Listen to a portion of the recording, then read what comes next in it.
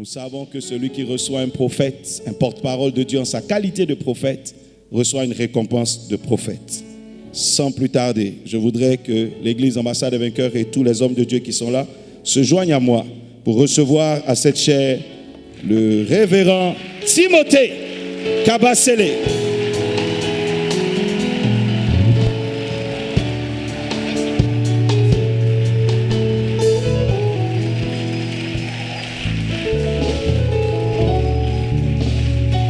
Tu peux faire plus que ça, tu peux acclamer Jésus plus que ça.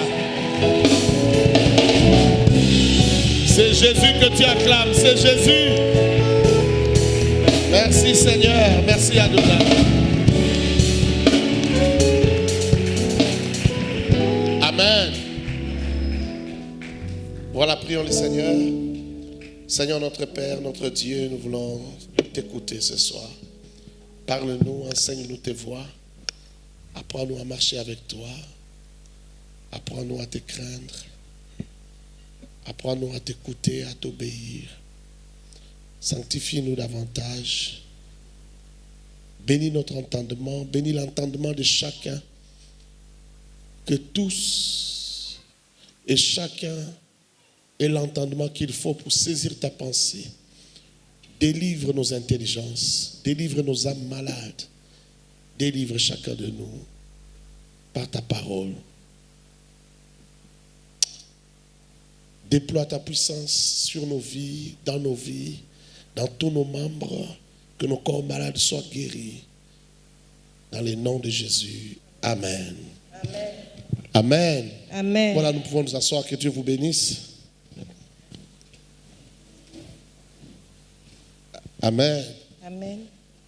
Waouh, je suis touché, Bishop. Merci beaucoup pour ces privilèges et cette confiance que vous nous faites de nous tenir là et de partager la parole avec l'Assemblée. Il y a 5 ans, je pense, j'étais de passage ici. Dès notre première rencontre à l'époque, vous nous avez fait confiance. Ce dimanche-là, vous n'étiez même pas là. Et vous nous avez fait confiance pour parler du haut de cette chair. La chair est chère. Ça coûte cher. Et par la grâce de Dieu, j'espère être une bénédiction pour vous ce soir. Amen. Je dis donc merci au bishop et au pasteur Morissette et à toute l'équipe des hommes de Dieu qui sont autour d'eux. Nous sommes en train de parler du thème que vous connaissez, parce que tu as fait cela. Amen. Parce que tu as fait cela. Aujourd'hui et les jours qui viennent, je parlerai d'un message qui va s'articuler sur 4 axes. Ces 4 axes sont la malédiction, la bénédiction de l'alliance, la bénédiction et l'obéissance aux instructions de Dieu. Amen. Amen. Ce soir, j'introduis en parlant de la malédiction. Je sais que ça ne va pas être un bon message, mais je vais commencer par là. Si tu es disposé, Dieu va te faire du bien. Amen. Quelqu'un dit Amen, très bien. Amen. Il est difficile de comprendre la malédiction si tu n'as pas compris un peu la bénédiction. Donc j'introduirai en parlant et de la bénédiction et de la malédiction. Nous allons prendre les premiers passages, c'est Deutéronome chapitre 27. Deutéronome chapitre 27. Nous pouvons lire les versets 15, 16 et les versets 21. On nous aide à lire. Je lis la parole. Amen. Maudit soit l'homme qui fait une image taillée ou une image en fonte. Abomination de l'Éternel, œuvre des mains d'un artisan, et qui la place dans un lieu secret. Et tout le peuple répondra et dira Amen. Maudit soit celui qui méprise son père et sa mère, et tout le peuple dira Amen. Verset 21. Maudit soit celui qui couche avec une bête quelconque. Et tout le peuple répondra Amen. Que Dieu vous bénisse. Amen. Lorsqu'on parle de la malédiction, on parle de l'action de maudire. Maudire veut simplement dire dire le mal, placer des paroles, des mal, des paroles mauvaises sur la vie de quelqu'un, sur une chose, sur un événement, sur une circonstance. C'est ce que ça signifie maudire. Et l'effet de maudire, ça s'appelle la malédiction. La bénédiction, c'est l'effet de placer des bonnes paroles, des paroles de bien, sur une personne, sur une circonstance, sur un événement, sur un lieu. Il y a des lieux qui sont maudites, il y a des vies qui sont maudites, il y a aussi des vies qui sont bénies. On peut bénir une huile, on peut bénir une eau, on peut bénir une vie.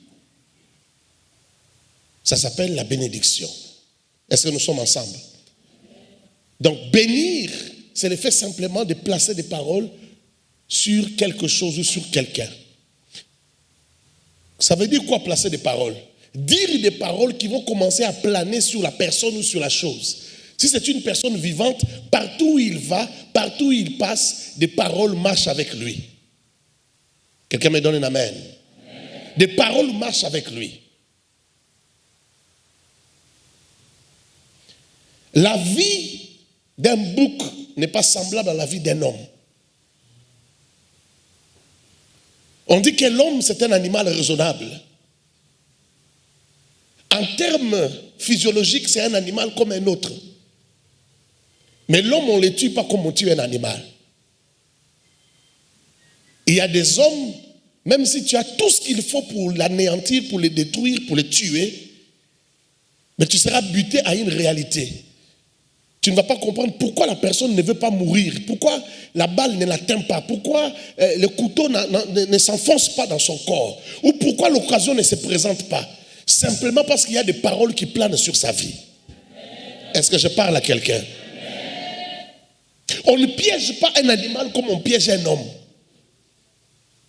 Parce qu'un animal n'a pas de paroles qui planent sur sa vie. Mais un homme peut avoir des paroles qui planent sur sa vie. Quand ce sont des paroles de mal, c'est-à-dire la malédiction, même là où la mort ne pouvait pas arriver, la mort va arriver. Et vous allez vous étonner, mais comment la mort est arrivée ici? Tout était bien. Cette maison-là, on l'a construite par des bons architectes. Avant même d'y habiter, on est venu, on a inspecté la maison, tout était bien. Mais comment la maison s'est écroulée? La maison ne s'est pas écroulée parce qu'elle avait des fissures ou elle était mal bâtie. Mais la maison s'est écroulée parce qu'il y a des paroles méchantes qui planent sur la vie de la personne qui s'est trouvée là. Est-ce que je parle à quelqu'un? Quelqu'un se pose la question, pourquoi je parle de ces choses alors que le thème c'est parce que tu as fait cela. Justement, la malédiction arrive ou la bénédiction arrive parce que tu as fait cela. Parce que tu as fait cela. Ça peut être toi, ça peut être quelqu'un d'autre avant toi, ça peut être un ascendant à toi, mais parce que quelqu'un a fait cela, quelque chose arrive. Parce que quelqu'un a fait cela, quelque chose se passe.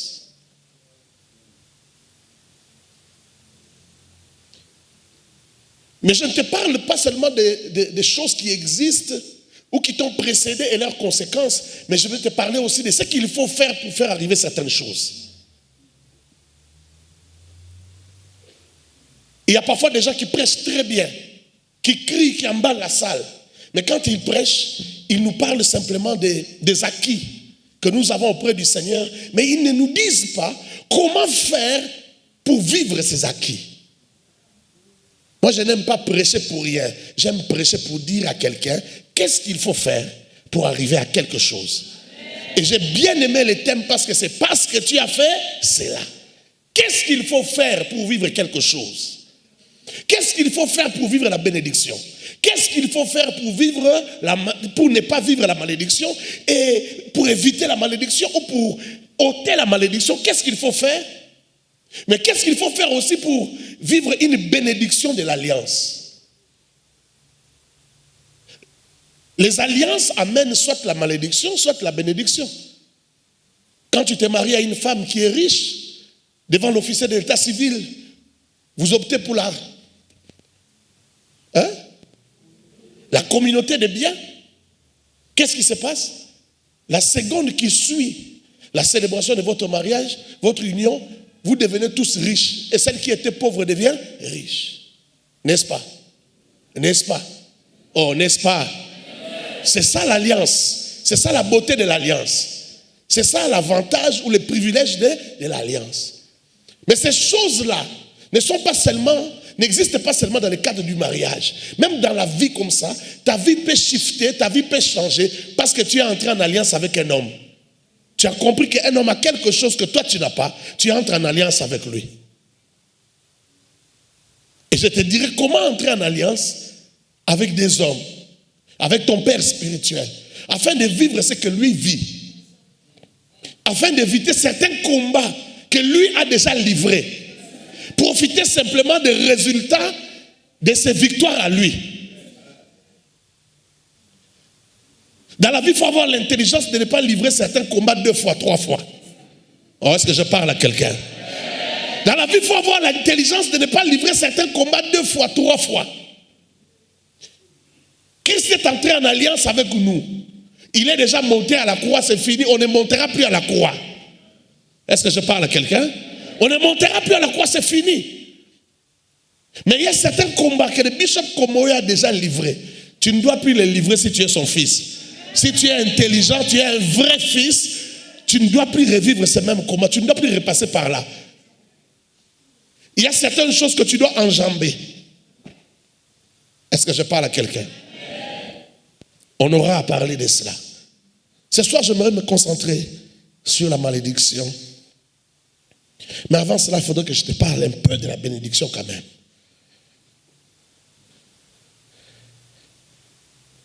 Donc dans la vie, il y a toujours un côté, d'un côté les biens et de l'autre les mal. On ne peut pas parler de la bénédiction sans parler de la malédiction. On peut parler du bien sans parler du mal. Souvent, lorsqu'on n'a pas su comment s'accrocher au bien, c'est le mal qui s'accroche à nous. Il y a certaines malédictions qui sont simplement la conséquence du vide. Parce qu'il n'y a pas de bénédiction, alors la malédiction s'accroche à nous. Est-ce que je parle à quelqu'un? N'avez-vous jamais entendu parler des témoignages des magiciens, des occultistes?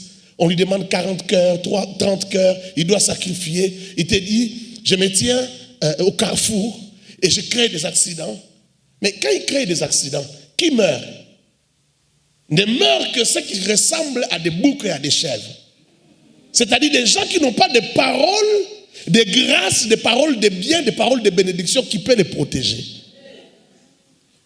Parce que tu es sans bénédiction, tu te retrouves dans la malédiction. Est-ce que je parle à quelqu'un? Parce que tu n'as pas su accrocher à ta vie des paroles de bénédiction. La malédiction s'est accrochée à toi. Laisse-moi lire l'extrait de ce livre ici, sur la bénédiction, un extrait, et puis je vais continuer. Comme ça, ceux qui n'ont pas les livres vont avoir un peu mal au cœur.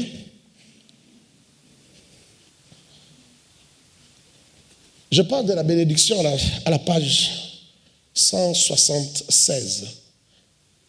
La bénédiction n'est pas un bien matériel,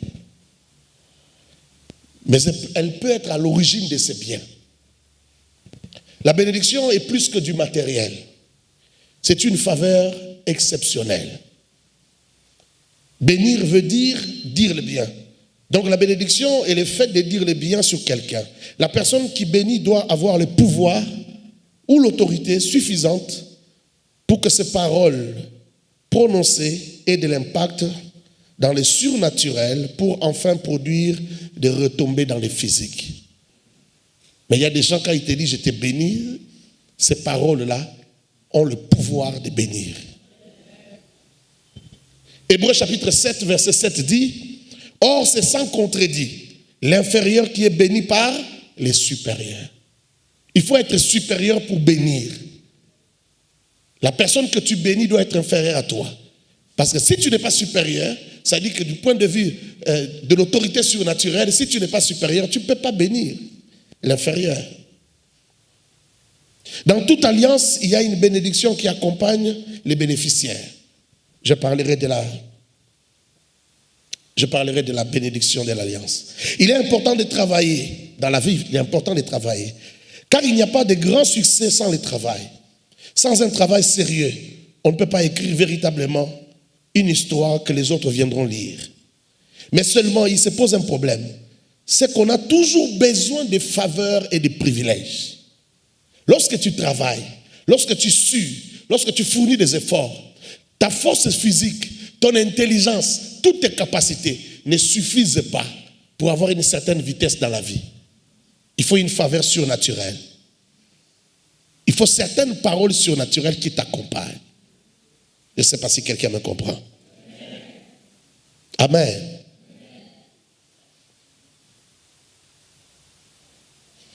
Alors il se pose un problème. C'est qu'on a toujours besoin des faveurs et des privilèges du monde invisible pour vaincre certains obstacles de la vie courante. Même dans le passé, même dans le polythéisme, même des gens qui ne connaissent pas l'Éternel avaient besoin des faveurs de Dieu pour vaincre certains obstacles. Il y a des obstacles dans la vie qui ne sont pas des natures physiques. Il y a des choses que tu vas rencontrer même dans ton travail, dans ton, je sais pas, dans ton activité, qui ne sont pas de nature physique. Pour les vaincre, pour les affronter, il faut une force surnaturelle. Il y a certains seuils dans les familles, il y a certains seuils qu'on n'arrive pas à dépasser, parce que ça demande une autre force surnaturelle. Et parfois dans votre famille, il n'y a pas suffisamment de force. C'est-à-dire que dans votre famille, depuis que votre famille existe, depuis l'histoire de votre famille, jamais personne n'a passé ce seuil-là. Donc il n'y a aucune bénédiction, il n'y a aucune faveur qui peut couler de tes ascendants et qui puisse te permettre de passer, de traverser là-bas. Il faut aller voir donc dans une autre famille, dans une autre lignée. Est-ce que je parle à quelqu'un? Pour trouver la force nécessaire et passer ce cap-là. Ça, ce sont des réalités spirituelles que tu dois connaître et que tu dois comprendre. Je peux avancer? Isaac, fils d'Abraham, était un homme très riche, un multimillionnaire. Mais lorsqu'il sent sa mort approcher, il ne pense pas premièrement à son testament qui déterminerait le partage des biens entre ses héritiers. Il appelle plutôt son fils Ésaü, l'aîné, pour lui transmettre un héritage invisible. L'homme a des biens. Isaac a des biens, beaucoup de biens. C'est un multimillionnaire. Il a des terres. Mais la première chose à laquelle il pense lorsqu'il veut mourir, ce n'est pas comment distribuer ses héritages, comment partager son héritage. Il pense d'abord à passer la bénédiction invisible qui est avec lui, qui lui a donné tout ce qu'il a. Est-ce que je parle à quelqu'un? Il appelle son fils Ésaü, il dit, va me chercher un gibier, viens, prépare-le comme j'aime et serre-le-moi.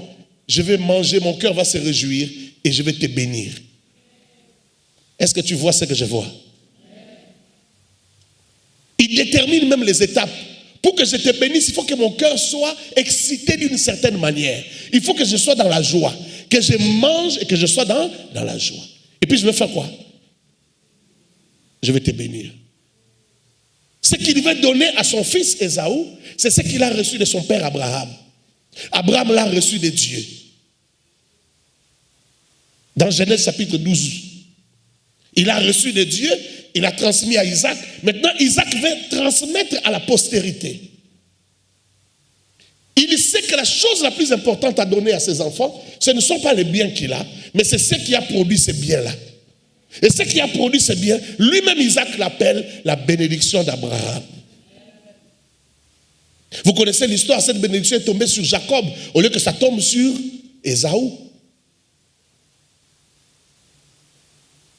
Et lorsque la maman écoute derrière la porte, vient dire à Jacob d'aller chercher un animal derrière la maison pour arracher, usurper la bénédiction de son frère Ésaü. Jacob dit non.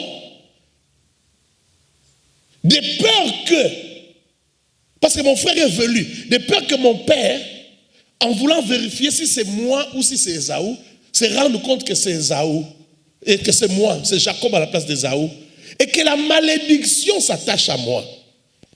Donc si mon père est mécontent, au lieu que ce soit la bénédiction qui s'attache à moi, ça sera la malédiction. Est-ce que nous sommes ensemble? Il n'a pas dit que mon père va me maudire. Il dit, le fait seulement qu'il sera mécontent, la malédiction va tomber sur moi. Et sa mère de lui répondre que cette malédiction retombe sur moi. Toi, va, fais ce que j'ai dit. Que cette malédiction-là retombe sur moi. Dans la maison d'Isaac, on connaissait l'importance des paroles. Dis avec moi parole. Non, tu dis faiblement. Dis avec moi parole. Dis très bien avec moi parole. On connaissait l'importance des paroles. Les paroles valaient plus que des maisons. Les paroles valaient plus que les champs. Les paroles valaient plus que les richesses. Nous sommes dans une génération où les gens négligent les paroles. On dit même, oh, les paroles s'envolent, les écrits restent. Frère, qui t'a dit ça? Qui t'a dit que les paroles s'envolent, les écrits restent? Les paroles ne s'envolent pas. Les paroles sont parfois plus puissantes que les écrits. Est-ce que je parle à quelqu'un? Bishop, je peux? Les paroles sont parfois plus puissantes que les écrits.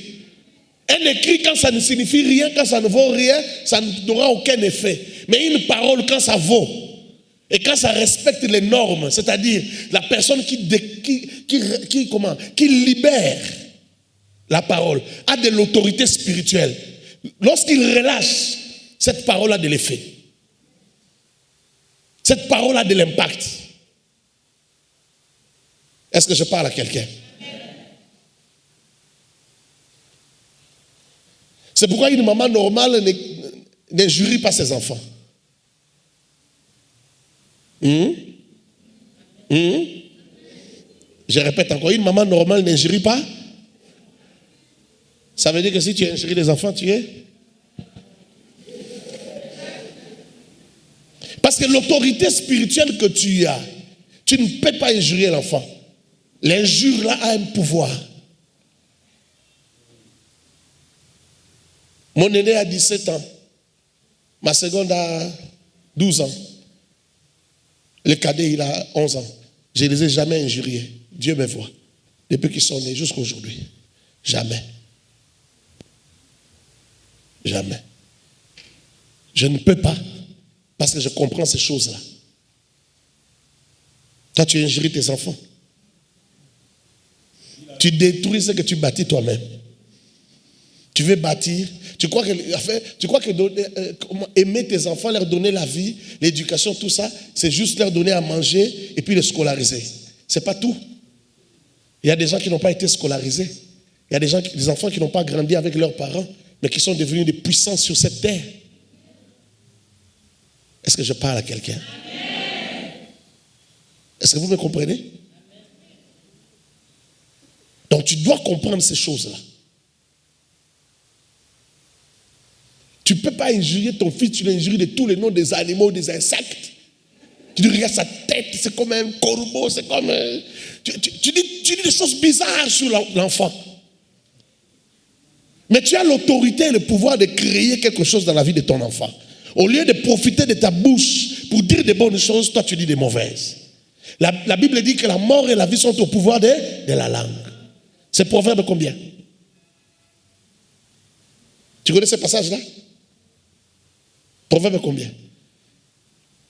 Ça doit être 18-21 si je ne me trompe pas. La mort et la vie sont au pouvoir de la langue. Et la Bible, Salomon continue de dire, celui qui l'aime en mangera les fruits. C'est-à-dire celui qui aime quoi? La langue. En mangera les fruits. Donc la langue là peut produire des fruits. La langue c'est plus qu'un arbre. Ça peut produire des fruits. J'espère que tu as compris. Laisse-moi rentrer sur la malédiction et je vais terminer. Parce que ce soir, je voulais plus parler de la malédiction. Dans les passages que nous avons lus de Deutéronome chapitre 27, versets 15 et 16, on cite les malédictions. On cite les malédictions. Dieu a parlé à Moïse, Moïse parle au peuple. On dit maudit soit celui qui va faire des statues et qui va l'adorer. Maudit soit celui qui va coucher avec sa belle-mère et beaucoup d'autres choses. On a cité plusieurs malédictions. Après, on a cité aussi les bénédictions. Quand vous entrez au chapitre 28, on cite aussi des bénédictions. Mais j'aimerais ce soir te citer quelques malédictions qui sont automatiques, qui fonctionnent de manière automatique. Et j'aimerais commencer par là parce que j'aimerais que tu rentres ce soir réfléchissant. Nous sommes venus dans ce programme pour te bénir. Mais te bénir, ce n'est pas seulement de te dire reçois ta bénédiction. Non, non. C'est te renseigner sur la bénédiction que tu reçois. Te renseigner comment tu dois éviter la malédiction.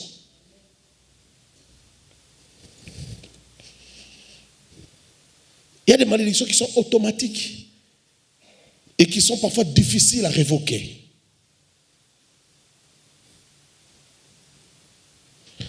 Surtout lorsque tu es déjà venu au Seigneur, tu as donné ta vie à Jésus et tu retournes dans certains péchés qu'on appelle abomination. Et il y a des malédictions qui se collent à toi et des malédictions qui sont difficiles à faire partir. Parce que c'est des gens de malédictions qui partent avec la conversion et les eaux de baptême. Mais toi, tu es déjà passé par la conversion et les eaux de baptême. Est-ce que quelqu'un me comprend? C'est la nouvelle naissance qui font partir ces gens de malédictions. Mais toi, tu as déjà connu la nouvelle naissance et tu es venu dans le Seigneur, tu as contracté encore les mêmes malédictions. Parce qu'il y a beaucoup de gens qui s'amusent dans l'église, ne sachant pas que l'église maudit. Moi, j'ai constaté avec mon expérience de pasteur, depuis plus de 20 ans, que l'église maudit plus que le monde. J'ai constaté que les gens sont plus maudits à l'église que dans le monde. Est-ce que vous comprenez ou pas? Tu veux savoir comment? Tu n'allais jamais chez les féticheurs, tu n'allais jamais chez les marabouts, tu n'étais pas tellement exposé. Mais l'espace ici, sur lequel tu te tiens, est plus dangereux que l'espace du marabout. Et toi, tu viens t'amuser ici. C'est là tout le problème. Quand on chante à l'église, quand on fait ceci à l'église, on oublie que ce lieu-là est sacré. Ce lieu est consacré et sacré. À un lieu sacré et consacré, ils sont attachés des malédictions et des bénédictions. Il y en a qui calomnient, ils n'attendent même pas sortir, ils calomnient dans les temples, en plein, quand le culte est fini. Viens un peu. Ils commencent à calomnier, mais dans l'église. Tu as oublié que ce lieu est sacré et consacré. Lisez tout ce que l'apôtre Paul dit à propos de la Sainte Seine. Des gens qui jouent avec la Sainte Seine, qui ne la prennent pas de la bonne manière. Qu'est-ce qui arrive dans leur vie? Il dit, c'est pourquoi il y a beaucoup de morts parmi vous et beaucoup d'infirmes. Vous connaissez l'histoire d'Ananias et Saphira qui sont tombés dans les temples et qui sont morts. Simplement parce qu'ils ont menti. Mais ils ont menti sur leur propre bien. C'est leur propre bien. Parce qu'on doit mourir pour son propre bien.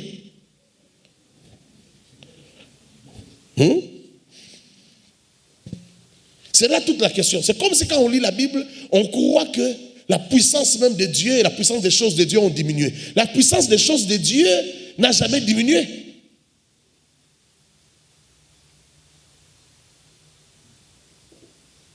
Moi, j'ai vu dans l'église, j'étais encore enfant, j'ai vu comment on livre quelqu'un, un serviteur de Dieu, on le livre à Satan. Et sa vie se détériore, sa vie se détruit, il perd son travail, il perd son emploi, il perd beaucoup de choses. Il commence à vendre tous ses biens, il vend même il va jusqu'à vendre ses pantalons. Et il reste avec un pantalon, un pied court et un pied long. Il vend toutes les chaussures, il reste avec des babouches verts et bleus. Il se promène avec en route. Il vit d'un seul pain par jour. Juste parce qu'on a déclaré à l'église. On a dit, bon, comme les frères ici n'écoutent pas, il est marié, il a engrossé une sœur de la chorale, on les livre à Satan. On lit 1 Corinthiens chapitre 5. On finit de lire. On dit, soulevons les mains, on se dit, alléluia, toute l'église prie. Et la vie de cet homme commence à se détruire depuis ce jour-là. L'église n'a jamais changé. J'aime dire aux gens, l'église n'est pas une école privée. L'église n'a jamais été une école privée. Où on fait tout pour que tout le monde passe des classes, comme ça il n'y a pas de départ.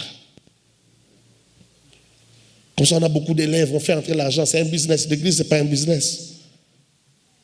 Je parle d'un business des hommes, du business des hommes. Ce n'est pas du business des hommes. Quelqu'un me dit Amen. Tu es trop calme. Ça te dérange? Ça va? Ça passe? Demain tu viendras?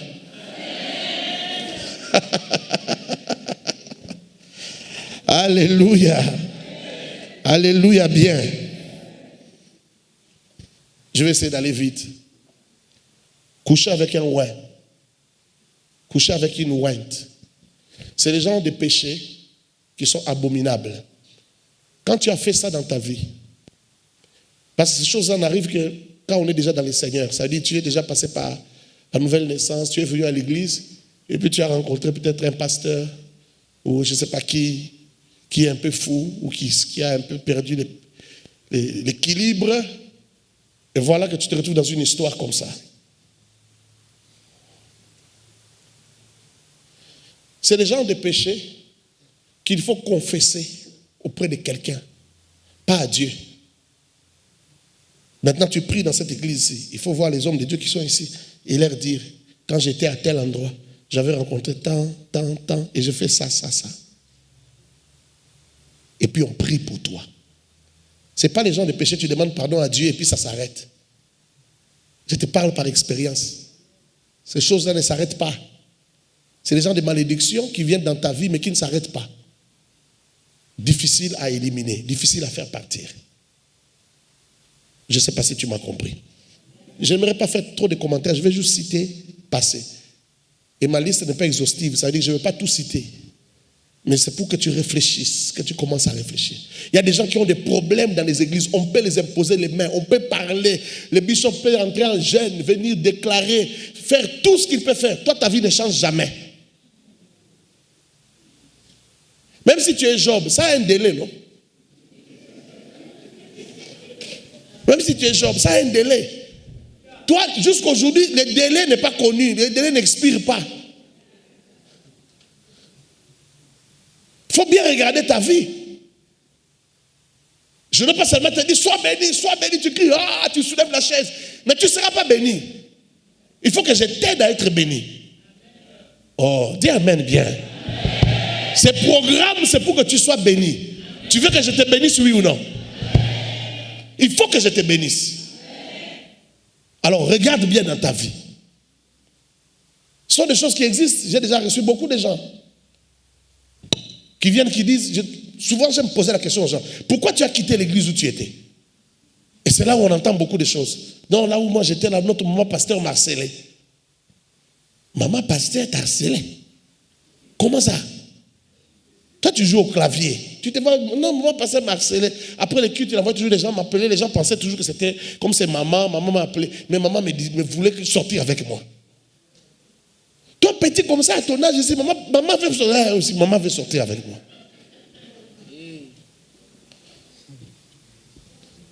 Un homme a dit que la réalité dépasse la fiction. Les vraies choses qui se passent dans la réalité de la vie, c'est plus que tout ce qu'on peut imaginer, tout ce qu'on a vu dans les films. En réalité. Donc il y a beaucoup de choses qui se passent. Il faut faire très attention. N'attends pas. Tu peux être jeune aujourd'hui, tu n'as pas encore de responsabilité. Tu ne sais pas si tu vis dans la malédiction ou pas, tu ne vois pas encore clair. N'attends pas. Il faut résoudre ça maintenant. J'ai parlé à quelqu'un. Deuxième chose, calomnier son père spirituel. Quand un homme t'a déjà imposé la main, quand un homme te bénit, tu ne peux plus le calomnier. Tu sais ça signifie calomnier. Tu dis déjà critiquer c'est un problème. Déjà critiquer c'est un. Parce que tu ne peux pas critiquer la source qui te bénit. C'est comme cracher dans l'eau que tu vas boire. Clair ou pas clair? C'est comme remuer la saleté dans la source où tu veux boire. Parce que cette source-là t'a béni. Tu ne peux pas la critiquer. Maintenant, toi, tu vas plus loin. Tu vas jusqu'à calomnier. C'est-à-dire, tu dis un mensonge sur l'homme de Dieu. Tu dis quelque chose qui n'est pas vrai. Laisse-moi te dire, même en bien. Parce qu'il y a aussi des mensonges en bien. Tu mens aux amis parce que tu veux faire, tu sais pas, peut-être tu veux honorer ton père ou tu veux qu'ils aient mal au cœur. Tu leur dis, tu sais, le pasteur m'avait remis 10 millions. Et pourtant, c'est vrai. Et c'est faux. Tu as calomnié, n'est-ce pas? Donc même en bien, tu peux calomnier. Mais ce n'est pas bien. Ce bien-là n'est pas bien. Quelqu'un me comprend? Là encore, c'est des gens de péché, il faut venir parler à la personne que tu as calomniée. Demander pardon, qu'on prie pour toi. Parce que la même main ne peut pas te bénir et la même main, tu la maudis. Quand tu maudis la main qui t'a béni, ça veut dire que c'est la malédiction qui est tombée sur toi. Parce que cette main-là, tu l'as maudit. Elle est devenue malédiction. Mais c'est cette main-là qui t'a béni. Et souvent dans les églises, les gens sont maudits à cause de choses comme ça. Après le pasteur, l'homme de Dieu va monter ici, il va prêcher. Il a prié son Dieu, il a cherché son Dieu pour que tu sois béni. Il va prêcher. Frère, vous savez que la bénédiction, la puissance de Dieu, le miracle, ce n'est pas seulement quand on prie pour les gens. Déjà quand on prêche là, on libère des grâces. Il y a des paroles auxquelles tu dis Amen, quelque chose entre dans ta vie. Il y a des paroles auxquelles tu dis, comme la prédication d'hier, j'ai suivi. On déclare une parole. Quand tu as reçu là, quelque chose est entré. Un miracle est entré. Est-ce que je parle à quelqu'un? Mais chez toi, ça ne va pas fonctionner. Quand chez les autres, c'est la bénédiction qui entre. Chez toi, c'est la malédiction parce que tu as maudit cette voix qui te bénit. Est-ce que je parle à quelqu'un? Moi, je crois aux déclarations que nous faisons à l'église. Elles sont puissantes. Elles changent les vies des gens. Elles changent les histoires des gens. Elles changent les destinées des gens. Je crois que des maladies disparaissent en plein culte. On ne sait pas les voir, on ne sait pas les tester, on ne sait même pas examiner. Il y a des gens qui sont guéris sans savoir qu'ils étaient malades. Oh mon Dieu. C'est la beauté de la chose, mais c'est aussi le côté un peu... Ça dit, il n'y a pas de témoignage, tu vois. Les gens ne se rendent pas compte, mais de grandes choses se produisent. Moi, je ne crois pas que je peux parler comme je parle là. Je peux déclarer une bénédiction sans qu'il y ait de guérison. Je ne crois pas. Je ne crois pas. Je connais le Dieu qui m'a appelé, je ne crois pas. Chez nous là-bas, à Kinshasa, quand nous recevons les gens de la banque du sang, ils viennent prendre les dons de sang aux volontaires qui veulent donner du sang pour les accidentés et tout ça. Le médecin de la banque du sang m'a déjà fait remarquer plusieurs fois, à chaque fois qu'ils viennent, il me dit, pasteur, vous avez une bonne église. J'ai dit, pourquoi? Il dit, mais parce qu'il n'y a pas beaucoup de malades ici chez vous. La plupart des prélèvements qu'on fait, c'est de bonne qualité. Tu sais, ma compréhension, c'est quoi? Je vais le dire, un peu d'orgueil, hein? C'est que je suis un bon pasteur. C'est-à-dire, quand je prêche, les gens changent de vie, ils ont une bonne vie. Mais surtout, je crois, la deuxième raison, je crois que quand on prie, l'atmosphère de la gloire, quand elle descend, il y a beaucoup de guérisons. Il y a beaucoup de guérisons. Mais des guérisons qu'on ne témoigne pas. Des guérisons que les gens ne savent pas. Parce qu'il y a même des gens qui ne savent pas qu'ils étaient malades. Est-ce que vous me comprenez? Mais j'ai compris ça quand j'ai vu des choses disparaître dans le corps des gens. J'ai vu quelqu'un venir de Lubumbashi, une sœur, elle vient, elle prie avec nous. On reçoit de nouveaux venus et elle donne son témoignage au serviteur qui l'a reçu. Il dit, quand j'étais venu, j'avais un kyste sur la main. Malheureusement, je ne pourrai pas être là prochainement pour témoigner. Je rentre déjà demain. Mais j'ai vécu un miracle dans votre culte. J'avais un kyste ici et ce kyste a disparu. Et ce n'est pas la seule fois que des choses disparaissent comme ça. Ça, ce sont des choses qu'on voit. Et ce qu'on ne voit pas, c'est plus nombreux que ce qu'on voit. Est-ce que vous comprenez? Donc, il faut être prêt à bénéficier des choses qui peuvent se passer en ces lieux.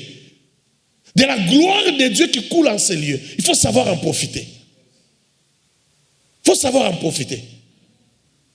Parfois, ça marche mieux avec les visiteurs.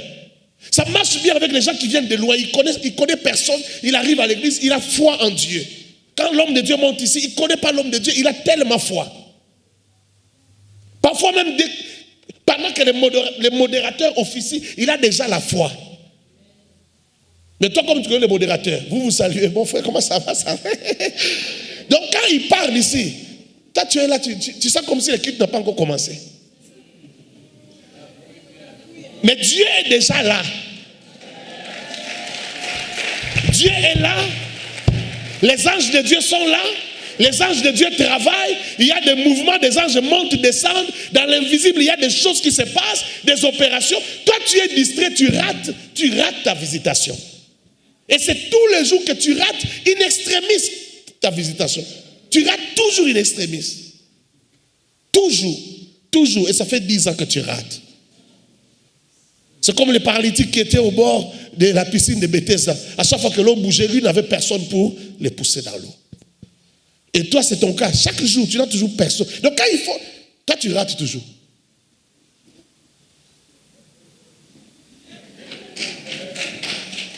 Ça fait 10 ans que tu fais ça. 10 ans. 10 ans. Les gens sont allés à l'université, ils ont fait 4 ans. Ils ont eu des, je sais pas, des maîtrises. 5 ans, ils ont eu des masters. Toi, tu as fait 5 ans ici, 0. Tu es toujours comme tu étais. Tu te laisses toujours draguer par des petits voyous. Tu n'as pas de foi, tu n'as pas d'espoir. Quand tu vois un voyou vient là-bas, petite, je t'aime, chérie, je t'aime. Tu as tendance à aller. Tu ne vois pas encore ta bénédiction en Christ, tu ne te sens pas encore béni. Tu ne te sens pas encore mis au large, rien. Chez toi, il n'y a pas de Rehoboth. Est-ce que je peux avancer et terminer? J'ai parlé de calomnier ton père spirituel, coucher avec un animal. Oui. Il y a des gens qui sont déjà venus au Seigneur, mais qui couchent avec des animaux. Qui se masturbent et qui font beaucoup de choses bizarres. Un jour, j'ai parlé de ça, il y a peut-être 10 ans. J'ai juste cité ça comme ça. Et j'ai demandé à ce que, pour ce genre de péché, tous les gens qui se retrouvaient, qu'ils passent me voir ou qui voient les hommes de Dieu pour la confession.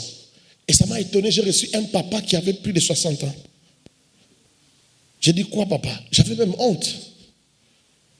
Il m'a dit, oui, moi je suis passé pasteur pour cette histoire de coucher avec les animaux. J'ai dit, c'est papa ici? Il m'a dit, oui, moi j'ai dit, c'était quoi? Il m'a dit, c'était une canne. Il revenait de Kivu. Il était venu pour une formation de 2 semaines, de 2 mois, je crois, à Kinshasa. J'ai dit, raconte-moi un peu. Non, c'était un jour, c'était l'après-midi, il n'y avait personne dans la parcelle. J'étais seul, je n'étais pas parti au travail, j'étais en congé. Et puis, je ne sais pas qu'est-ce qui m'a poussé, j'ai poursuivi la canne. Ah. Marié, sérieusement marié, mais qui poursuit la canne. Ça arrive comment ce genre de choses?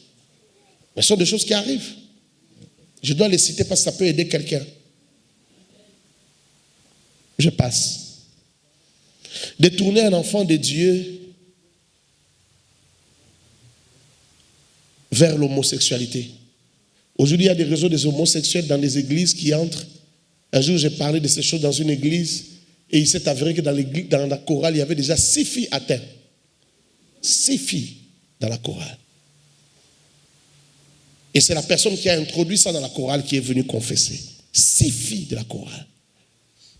Une grande église, une bonne église où on prêche la sanctification. Tous les jours, le pasteur est un bon pasteur. Mais 6 filles étaient déjà atteintes dans la chorale.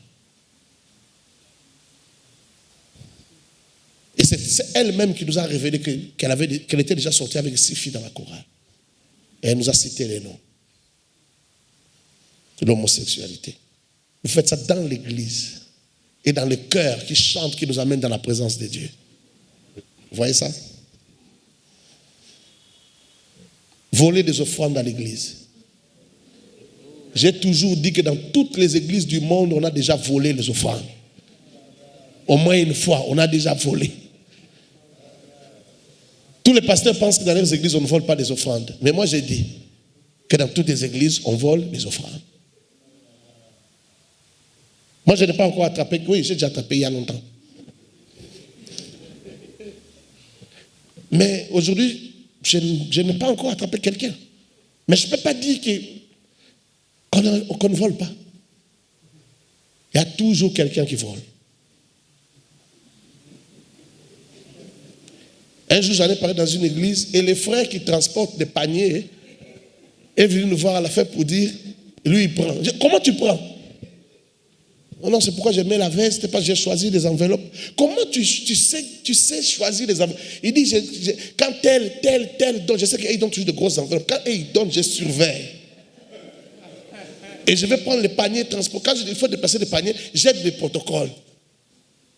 Et quand il passe dans un coin où il n'y a pas tellement les regards des gens, il prend directement l'enveloppe, il met dans sa veste.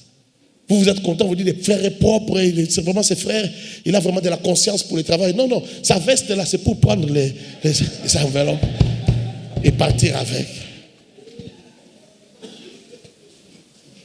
Et puis la confession, c'est que dans les bureaux du pasteur aussi, il prenait. Il dit souvent, Dad, souvent tu laisses les tiroirs ouverts.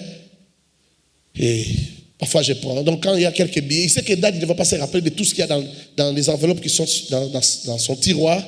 Donc il enlève quelques billets et il laisse quelques autres billets. Vous voyez? Et les gens qui volent les instruments à l'église. Frère, ça sont des malédictions qui ne s'enlèvent pas.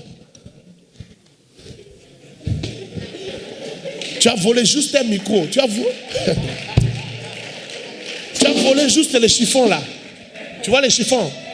Tu as volé juste les chiffons là. Tu es parti avec. Ça, c'est des genres de péchés qu'il faut confesser. Parce que ne joue pas. C'est bien. Vous voyez comme ce micro-là est utilisé pour l'œuvre de Dieu. Comme je prêche là. Ce micro ici est consacré. Et il est sacré.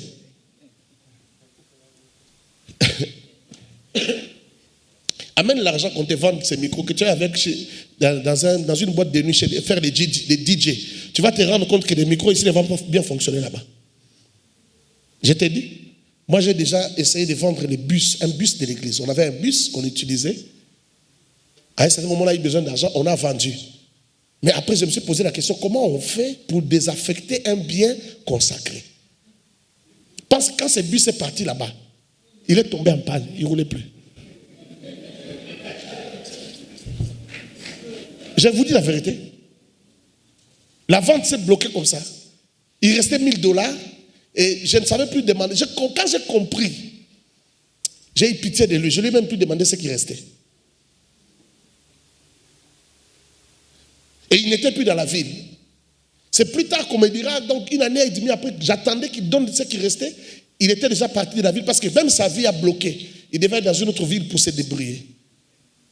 Si au moins il nous avait dit avant, il fallait carrément qu'il remette le bus et que nous on cherche les moyens de lui rendre son argent, même petit à petit. Il y a des biens, des lieux.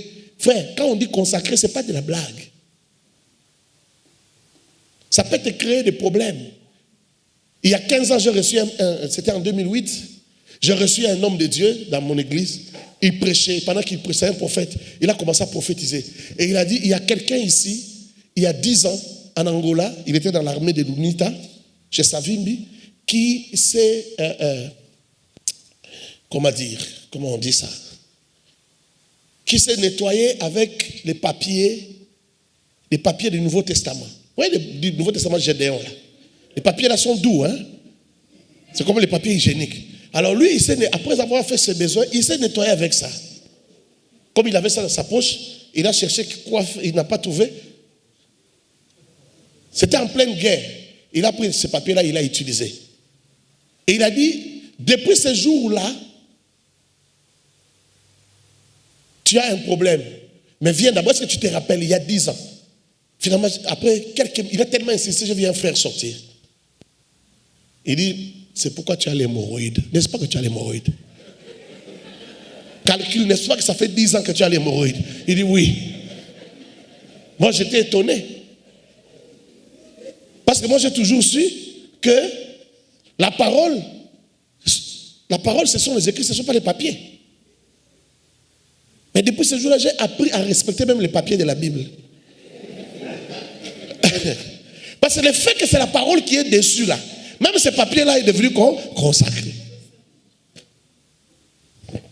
Et puis tout dépend de qui a utilisé cette Bible avant. C'est trop compliqué. C'est trop compliqué.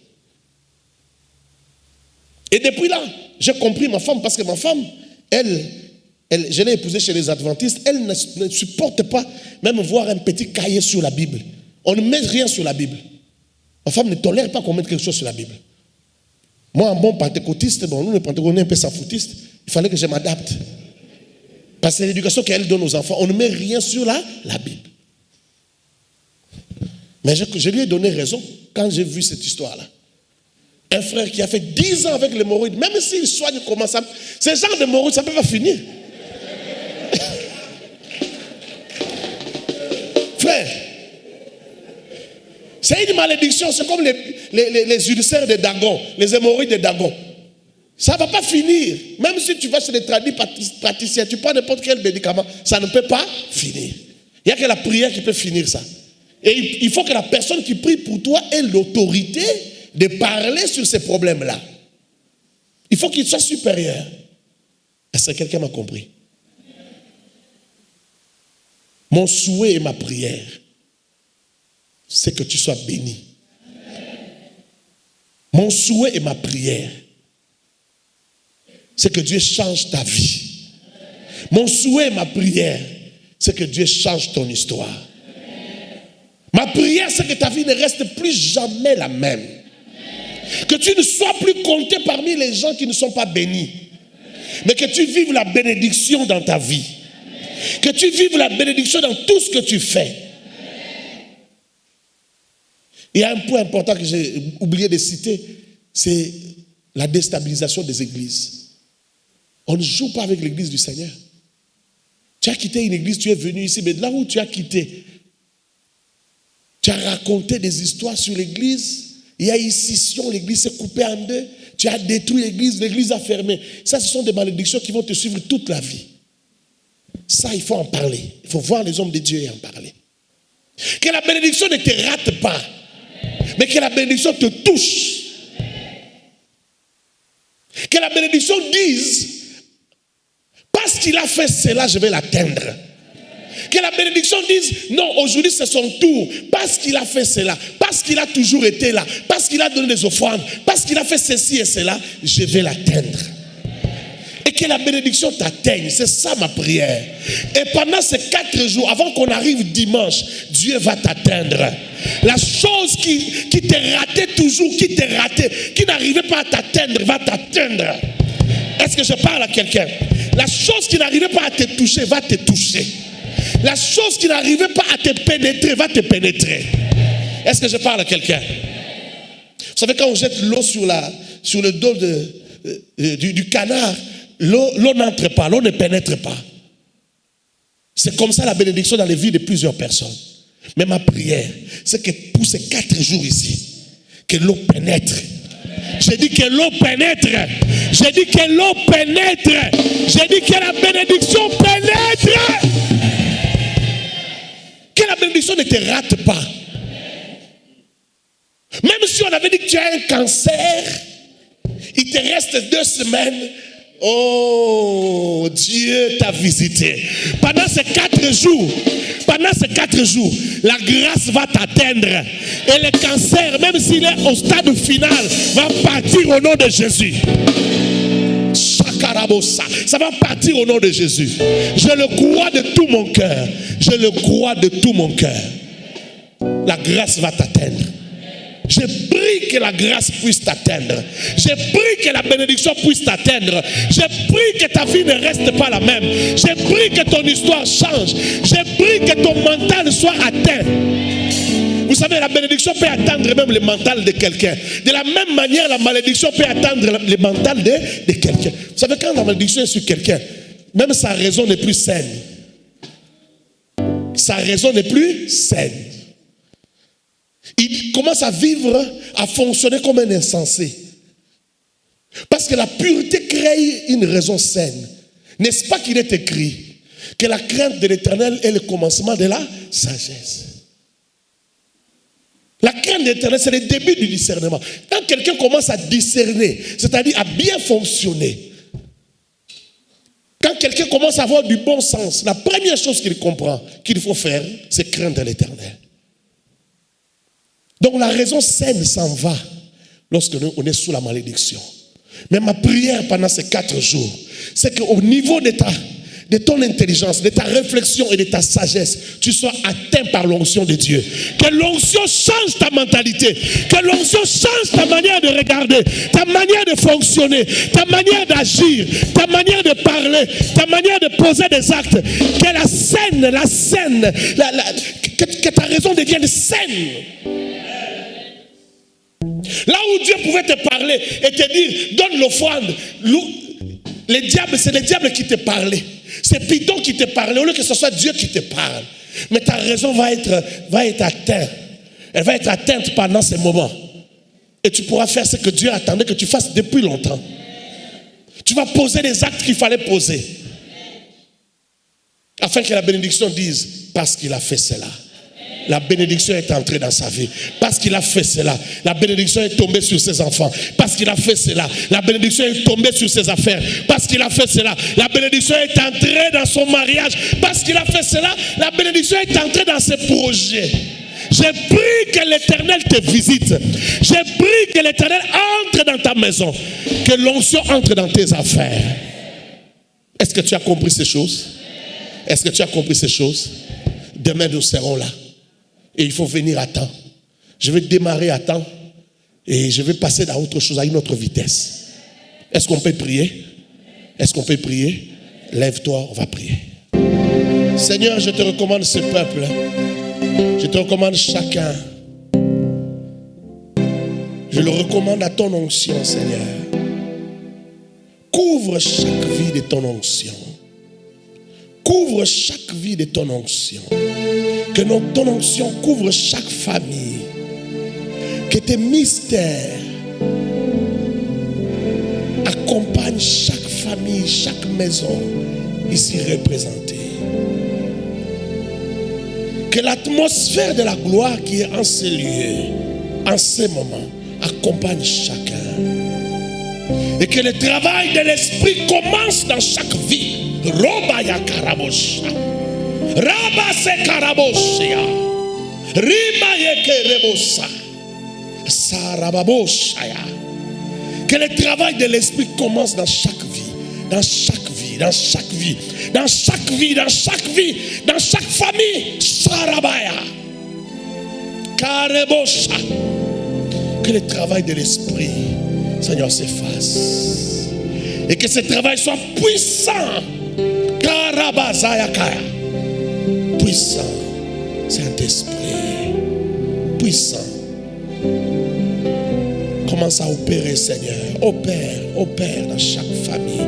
Opère dans chaque vie. Opère dans chaque vie. Que ces 4 jours soient puissants. Ces 5 jours soient puissants. Et que les témoignages soient puissants.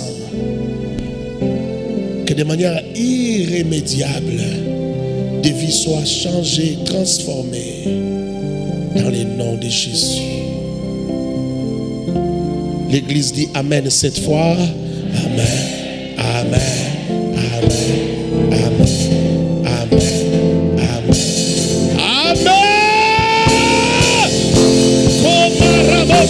Amen. Est-ce que tu peux bien acclamer le roi? Acclame bien le roi. Que Dieu te bénisse abondamment.